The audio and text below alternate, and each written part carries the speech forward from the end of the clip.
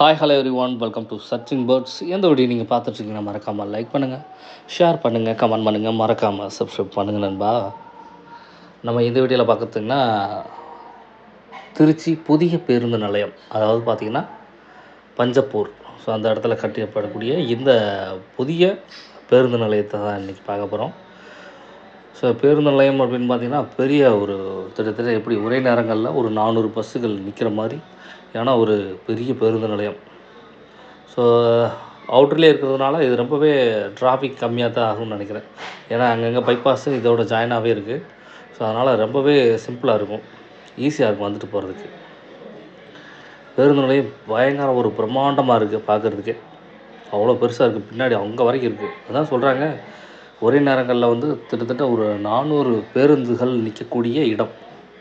அதே மாதிரி மேலே அது மாடியிலையும் 70 டவுன் பஸ்கள் வந்து போகக்கூடிய அளவுக்கு வந்து கட்டுறாங்க மேலே மாடியில் மாதிரி. ஸோ அந்த மாதிரி பார்த்தாலே உங்களுக்கு தெரியுதா, மேலே ஒரு வழி போகுது, பின்னாடி இவ்வளோ பேருந்துகள் நிற்கக்கூடிய அளவுக்கு. அதாவது அதாவது டெம்பரவரியாக நிற்கக்கூடிய இதுவும் இருக்குது, பெர்மனெண்ட்டாக ஒரு 140-130 பஸ் நிறுத்திகிட்டே இருக்கலாம். ஸோ அந்த மாதிரி நிறையா சொல்கிறாங்க.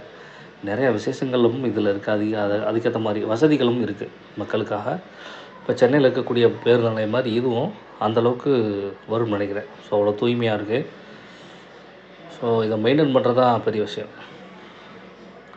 அதே மாதிரி இதோட கடைகள், வணிக வளாகங்கள், அந்த மாதிரி நிறைய கடைகள் இருக்குது. தண்ணீர் வசதிகளாக இருக்கட்டும், மற்ற வசதிகளாக இருக்கட்டும், எல்லாமே இருக்கும் இதில் அப்படின்ற மாதிரி சொல்கிறாங்க. ஸோ பார்க்கும்போது எனக்குமே ஒரு பிரம்மாண்டமாக இருக்குது. விரைவில் திறக்கப்படும் என்று சொல்கிறாங்க. மேபி இன்னும் ஒரு 2-3 மாதத்தில் திறந்துருவாங்கன்னு நினைக்கிறேன். ஸோ அந்த மாதிரி வேலைப்பாடுகள் பயங்கரமாகவே இருக்குது. இதெல்லாம் ரீசெண்டாக அப்டேட் ஆனது, பயங்கரமான ஒரு வளர்ச்சினே சொல்லலாம். வேக வேகமாக வேலைகள் நடந்துகிட்ருக்கு. ஸோ அதனால தான் இவ்வளோ ஃபாஸ்ட்டாக நடந்திருக்கு. திருச்சி புதிய பேருந்து நிலையம், ஸோ அதுக்கப்புறம் இங்கே தான் நினைக்கிறேன். நல்லா இருக்குது, விரைவில் திறந்துருவாங்கன்னு நினைக்கிறேன் நண்பா. உங்களோட கருத்துக்கள் என்னன்றதை கமெண்ட் பாக்ஸில் கமெண்ட் பண்ணுங்கள்.